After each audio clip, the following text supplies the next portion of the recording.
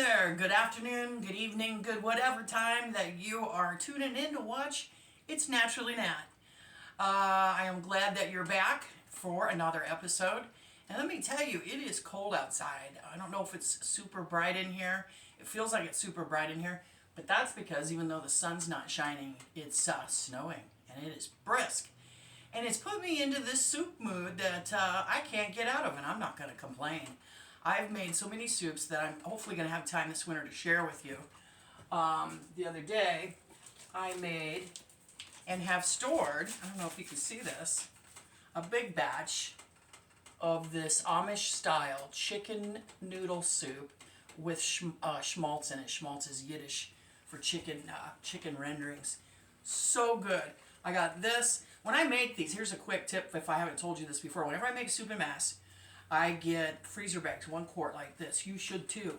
You put your soup in here, the extras left over, you toss them in the freezer, and when it's a day like today, you pop this in a little crock pot, a mini, or even a full-size crock pot, and you come home to a hot soup that smells great in the house. And I'm going to have this week one of these too, besides the soup that I'm going to make today, which you're probably wondering, what is it? Let's get on with it. What we're going to make today is a healthier version of Zupa Toscana. And I was inspired to make this Italian soup. No, not because of the restaurant you're thinking of. That's a chain that everybody knows of. But because one of our little local magazines had a recipe in it that I thought was kind of interesting that I put here. Just for guidance, because I've made this soup so many times. I changed it up many times.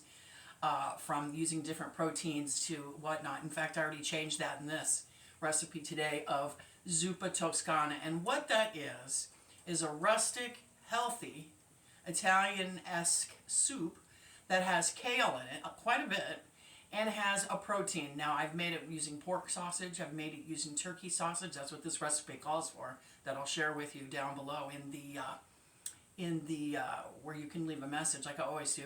But I used chicken sausage this time because it was on sale. So let's go ahead and let's get started. I'll go ahead and put my Dutch oven on that has a little bit, as you can see, it's hot. A little bit of a fond in it from cooking my 1 pound of ground chicken and 4 pieces of bacon. And I know I've told you this tip before, folks. Take your bacon, roll it up into little rosettes like this and freeze it. All I had to do was pop out 4 pieces of bacon as little rosettes. I'm going to go throw this in the freezer. And I was good to go, because there's nothing in the world sadder than spoiled bacon in the back of your refrigerator that's all slimy and fuzzy because you forgot it was there. Keep it the way I keep mine, and you're never going to have that happen anyway. So 4 rosettes of bacon that I went ahead and cooked, hence the fond in the Dutch oven, and this pound of chicken sausage, which is pretty good, and it's a lot healthier than pork. Okay? What I'm going to do now is I didn't have a lot of bacon grease left over. I always keep some on hand in my cupboard, like your grandma probably did. I'm going to go ahead. I'm going to add to this hot skillet. I'm going to add my 4-ish, 5-ish. I have some organic Amy's red potatoes already chopped up right here, and I have an onion. You're going to want to add that to your Dutch oven and let it cook for about 3-4 minutes, stirring occasionally, like that. I'm going to set the timer like I always do, because I get to talking, and you set the timer, then you know exactly where you're at, okay? I have this Lodge brand Dutch oven, and I got it from my sister, right, several years ago for Christmas. I remember at the time I told her that I wanted a Le Creuset one. And oh, she laughed into the phone and she said, I love you, but you're not getting that brand. When you get off the phone, look it up on your laptop how much they go for. A lot! So, the next best brand, or maybe even just as good, is this Lodge brand, which has been around for a long time. Works just as good. Yeah, it's not as pretty as the fancy French kind. So what? You're going to chip it or scratch some of the finish off if you use it a lot anyway. Right?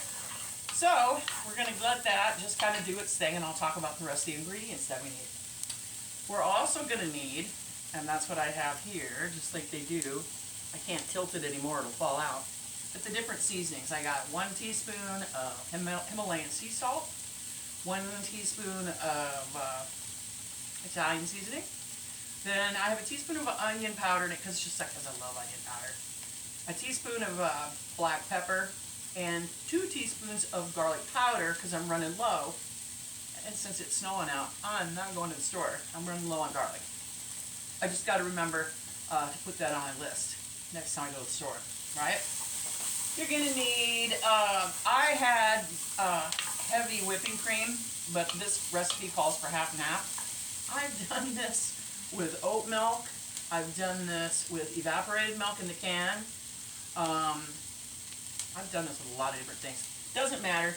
You just need, what I say, half a cup. I'm getting a little fancy today. We're using this whipping cream, so it's going to be decadent.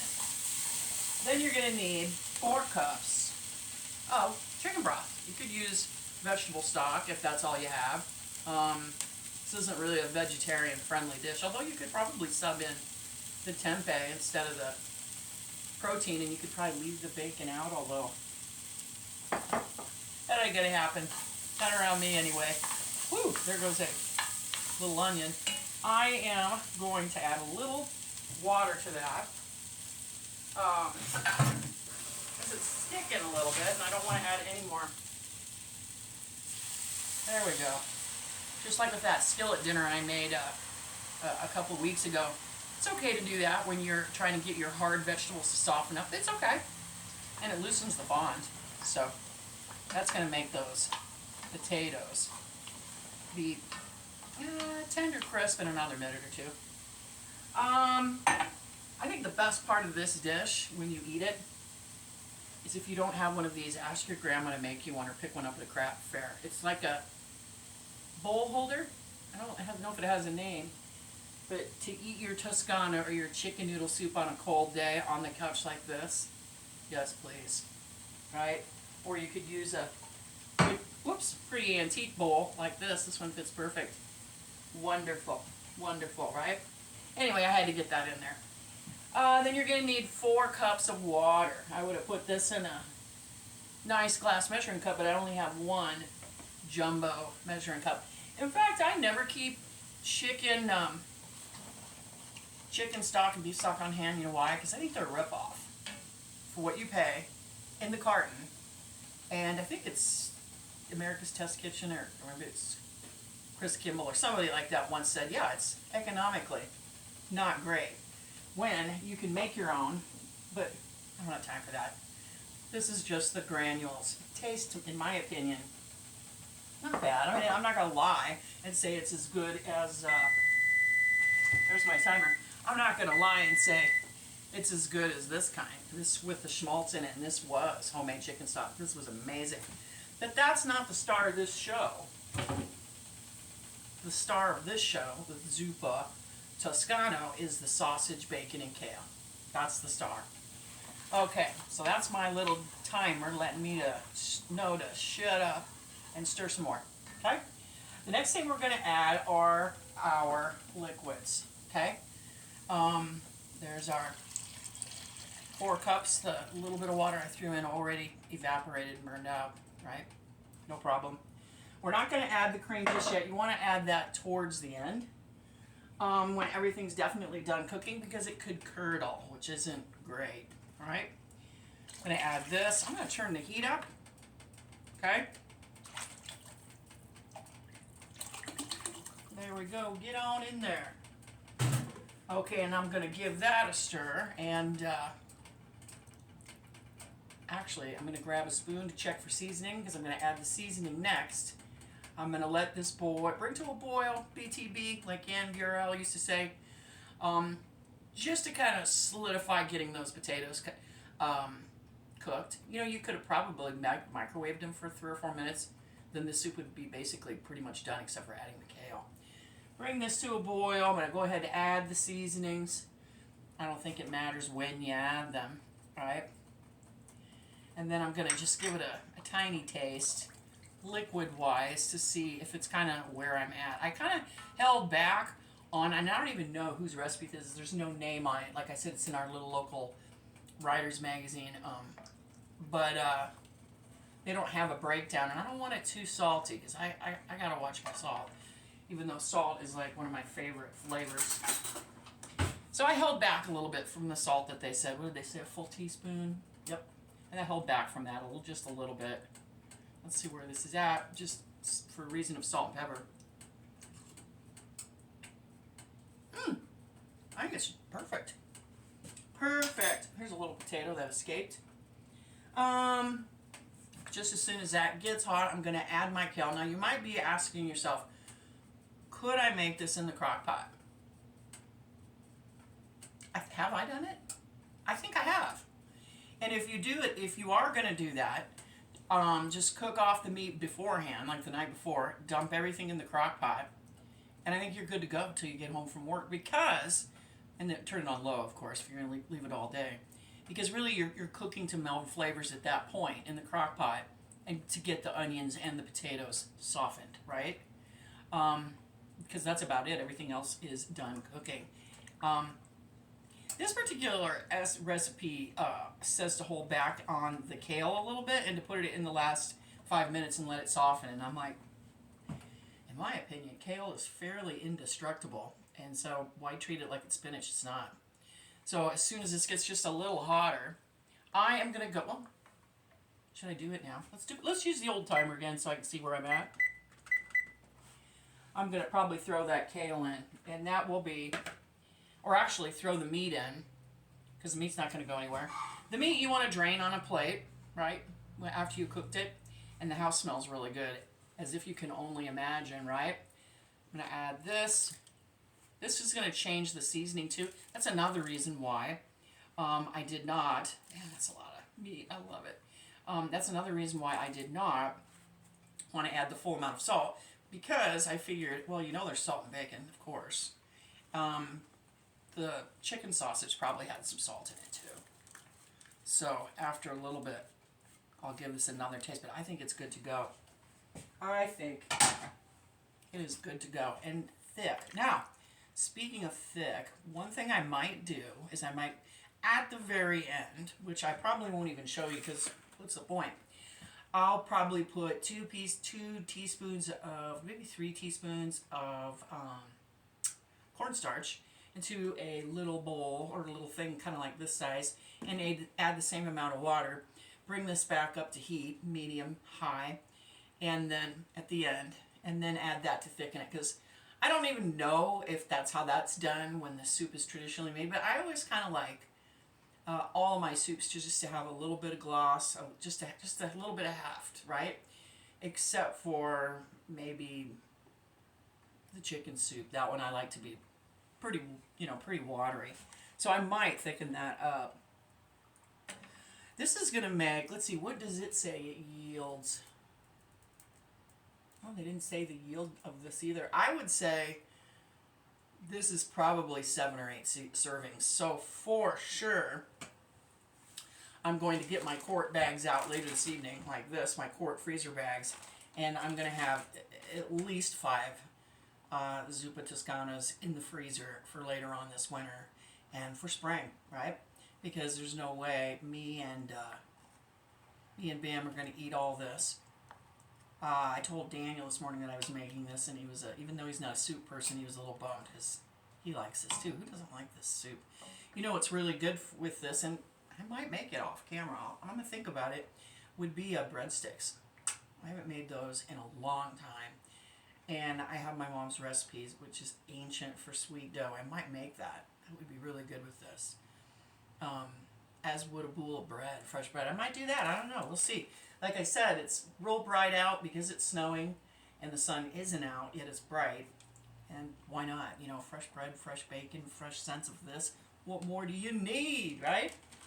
Earlier this week, I also made scones. They were okay. These are lavender and white chocolate. They were just okay. That's why I had the leftover cream and knew that I had to make this recipe. This is already coming up to a boil after only 2 minutes, right? So I'm going to go ahead. I'm just going to add the kale now, right? You want it smaller than this. I kind of did a real rough, rustic chop. Now if it was spinach, it wouldn't matter. Spinach is so delicate that it wilts down to nothing. This is 4 cups, by the way, of kale. But kale's a hardy girl. It'll cook down a little bit, but it won't get almost to the point it disappears like spinach does. And I know this is the best thing about going outside when you're making something like this is when you know you come back in and you can smell it. Because I can't really smell how great this is because I'm in the thick of it, right? I wish you were too so you could smell this. This looks so beautiful. Oh, I definitely can't. Well, maybe I can move the camera. That's just to remind me on the time. Let's see if I can't pull that down a little bit and show you. Oh, yeah, there. Look at that. Doesn't that look good? I'm just going to let this simmer. And just like that. There we go. I'm just going to let this simmer. In fact, this is the last time I'm going to set my timer to remind me while I clean up and do the dishes from making this. And then all I'm going to do, folks, after I hit the timer here, what do we say? 10 minutes only because I'm going to be here watching it. And then I'm going to shut this off after 10 minutes, add this, give it a stir, taste for seasonings, but I think it's going to be just fine. And then add my thickener. Then I think I'm going to put my big old bad boy lid on this, let it come back to room temperature, put it in the fridge, and I'm going to have a bowl of that tonight with my grandma little holder and in my little fun-shaped saucer with some sort of bread, right? And it's going to be so good, right? So I'll put like I said before, I'll put the recipe down below, and give it a try on a cold day like today. Today is, man, it's just, that's the one thing I really like about this kind of weather in winter, is it just makes you just want to do this kind of thing, to eat this kind of soup and just curl up into a ball, right, with your little dog, your little cat, your kid, your baby, whatever that might be, and enjoy what is winter, right? What is just simply winter. Turning this down now. But anyway, if you haven't before, go ahead and subscribe. Join us over here at It's Naturally Nat. Hit the bell to remind you when there's a new episode loaded, because I load episodes on Sundays, but sometimes I load extra ones now and then during the week, right? And you'll get notifications, right? If you subscribe and hit that bell button. Moving the soup over while it's turned down a little bit. As you know, my stove is always wonky. And leave a comment. Let me know if you like this soup, if you like to go out to that famous Italian restaurant that's a chain in this country and get it there. I think this is way better for you, and it's fresh. If you make it at home, let me know. Do you use half and half? Do you use whipping cream? Do you use just plain milk or oat milk when you add the dairy at the end? Speaking of which, Parmesan cheese, which I have fresh. I always have fresh in the fridge. Not the stuff that comes in the little green or red canister, but the real deal. That too I'm going to put in this soup and on top too. So go ahead, leave me a comment, and enjoy the weather where you're at. If it's bad out, please be safe, be careful. And I will see you next time. Bye-bye.